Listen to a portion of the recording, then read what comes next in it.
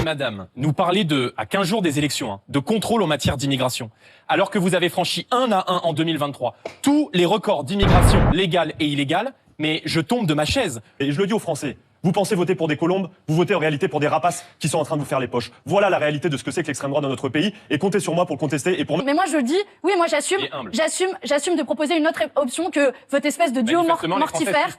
Eh bien on verra le 9 juin. Parce que... Vous ne luttez pas contre l'extrême droite, vous faites de moi votre cible principale, c'est le cas depuis 6 mois. Vous avez l'extrême droite à 40%, Manon Aubry. Allez, concentrez-vous sur l'extrême droite, lâchez-moi un peu les baskets, je dis précisément, Raphaël Glucksmann, que justement on a besoin de espoir que je porte aujourd'hui, justement parce qu'il y a un cap clair. Cet espoir, justement, il régime fasciste avec des dictatures de droite comme de gauche. Jamais. Ce qui n'est pas le cas de M. Bardella, qui il y a peu était ami de Vladimir Poutine et qui a effectivement sur sa liste M. Mariani, qui était un ami de Vladimir Poutine, mais qui, comme maréchal, a soutenu l'annexion de la Crimée par Vladimir Poutine. Madame Aubry, elle est allée avec ses petits copains LFI et écolo, attaquer une AG de Total. Elle est allée vandaliser avec ses petits copains le siège de Total. Elle a brisé des vitres.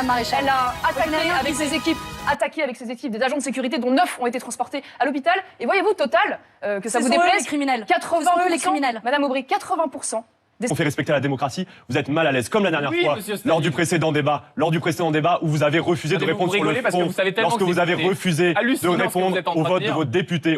Pour assumer sa responsabilité. C'est assez extraordinaire. On a un gouvernement où personne n'est responsable de rien. Le ministre de l'économie n'est pas responsable de la dette, le ministre du budget découvre le déficit, le ministre du travail n'est pas au courant de l'accord à la SNCF, et le ministre de l'Intérieur, semble-t-il, n'est pas responsable de l'immigration illégale. La dernière fois, 150 millions de morts, le communisme. Je peux parler. Allez-y, Léon Desfontaines. Allez-y. On vous écoute.